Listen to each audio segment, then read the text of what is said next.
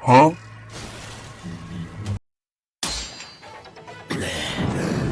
獣の呼吸、七の型、空間色覚。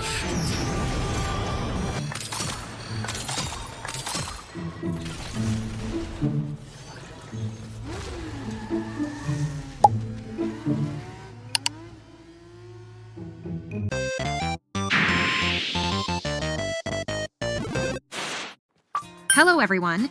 Do you want to know the fastest way to farm the new Arcanes from the Warframe 1999 update? Just 3 minutes per Arcane. Sounds interesting, right? Today I'll show you a step-by-step guide to get these new Arcanes quickly and efficiently. Let's get started. Farming the new Arcanes in just 3 minutes is easier than you think. The key is choosing the best mission to accomplish this quickly. I recommend going for Exterminate bounties. Let me explain more about these bounties. In these bounties, there are 2 factions, Techrot and Scaldra, each with unique characteristics. To put it simply, Techrot is similar to Corpus, while Scaldra is comparable to Grineer. The Techrot faction is located underground, while the Scaldra faction is found outside. If your primary goal is farming Arcanes, I recommend choosing an Exterminate bounty with the Techrot faction. Why? Because Techrot missions have compact, enclosed areas, making it easier to locate and kill enemies. On the other hand, Exterminate bounties with the Scaldra faction are more challenging due to their large, open environments, which make tracking enemies time-consuming. However, there is one special aspect of Scaldra bounties. When you kill specific enemies like Scaldra Eradicator and Scaldra Dedicant, you have a chance to obtain the Spectral Serration mod, though the drop rate is quite low.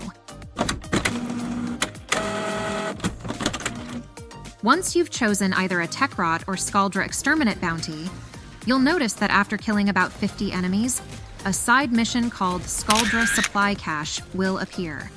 Don't skip this part, because these caches are where you'll find the Arcanes. If you're playing solo, you'll need 2 efervon charges to complete the mission. For a party of 2 players, 3 efervon charges are required.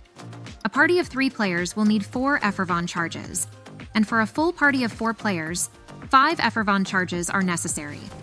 I recommend completing the mission solo or in a 2-player party to finish it more quickly. The process is straightforward, but the locations of the efervon charges depend on the faction you selected earlier. For Techrot missions, here's where you can find the efervon charges. In the arcade area, the first charge is located to the right, in front of a TV. The second charge is on top of a box, and the third is straight ahead, in a purple room under a ledge.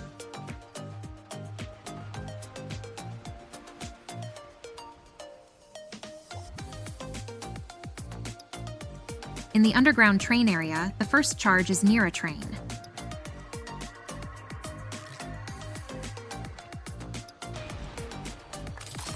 The second is in a corridor to the right of the cache.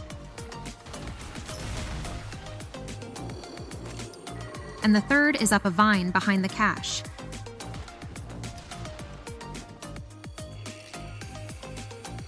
Finally, in the Star Cafe area, the first charge is under the stairs near the pool.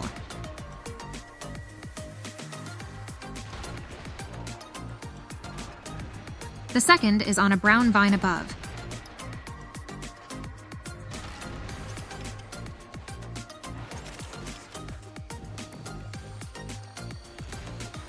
And the third is up an escalator in a nearby room.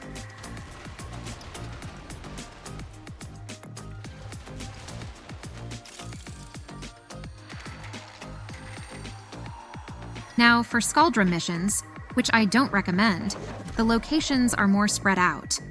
In the power plant, the first charge is to the right near some machinery,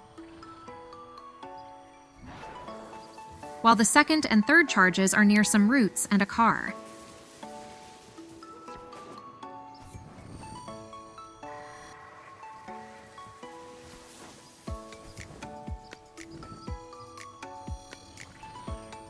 In the small TV park, the first charge is next to a mini truck. The second is near a fence.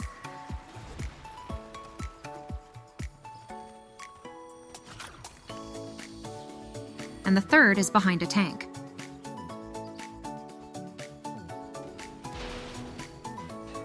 Lastly, in the large TV park, the first charge is in front of a door.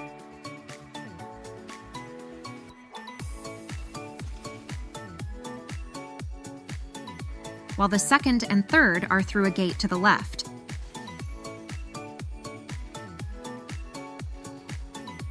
And that's all the efervon charge locations I found so far. Next, let's move on to the loadout section. First, set up your on-call crew in your gear to assist with killing enemies during exterminate missions. I recommend equipping the Kuva Tsar with a radiation and viral build, along with the primed Firestorm mod, to create larger explosions and efficiently clear rooms. To obtain an on-call crew, you need to level up your Railjack intrinsics to level 9. Then, purchase crew members from Techrot, an NPC located in Fortuna on Venus. For your Warframe, you can use Sarin, Mirage, or any other nuke area Warframe you prefer. In this video, I'm using Mirage, with a build focused on strength and duration. Don't forget the Total Eclipse Augment, which enhances Hall of Mirrors with Eclipse's buffs. For the Helminth ability, I replaced Mirage's second skill with Energized Munitions to improve ammo efficiency for the Kuva Ogris. For Archon Shards, I use 3 Taw-Forged Crimson Archon Shards for a 45% ability strength, and 2 Taw-Forged Amber Archon Shards for a 75% casting speed. I also added Primed Redirection or the regular Redirection mod for maximum shields. Additionally, Sure-Footed and Fortitude provide 100% knockdown resistance, which is crucial when using the Kuva Ogris. Speaking of the Kuva Ogris, I use one with a magnetic bonus and a gas build for Techrot enemies, and a heat, corrosive, and magnetic build for Scaldra enemies. I also use the Nightwatch Napalm Augment to deal damage over time in a large area. Key mods such as Primed Firestorm, Heavy Caliber, Primed Fast Hands, and Primary Merciless maximize area damage and improve reload speed, making the Kuva Ogris an essential weapon for crowd control. For melee weapon, I go with the Praetos, not for its damage, but for its bonuses to sprint speed and parkour velocity, making it ideal for fast movement during missions. As for the companion, I prefer Nautilus Prime, equipped with a specialized setup. Cordon pulls enemies into a single spot, while Assault Mode makes Nautilus actively attack them. I also include bond mods like Contagious Bond, Momentous Bond, and Duplex Bond to enhance Nautilus's damage and create multiple clones. Additionally, Primed Regan reduces downtime by reviving Nautilus when it's destroyed. For Nautilus weapon, the Verglas Prime, I use a Heat plus Viral plus Magnetic build. This combination works especially well against Techrot enemies, which are weak to magnetic and gas elements. First, choose the Exterminate mission with the Techrot faction. When you reach the first intersection, use Skill 3 Atomicycle to become invisible. This intersection is crucial as it determines the direction of the mission. Next, deploy your on-call crew. After that, start eliminating enemies until you've killed around 50 enemies to trigger the Scaldra supply objective. Once the Scaldra supply is triggered, complete the Scaldra cache objective. After finishing it, continue killing enemies until you find the path to extraction. If you're playing in a 2-player party, you can split the tasks to make it more efficient. One player focuses on opening the Scaldra supply, while the other focuses on clearing out enemies. And that's how you farm the new Arcanes. If your mission goes smoothly, it should only take 2 to 3 minutes to complete. I recommend doing it solo or in a 2-player party to minimize the number of efervon charges collected. Thank you so much for watching.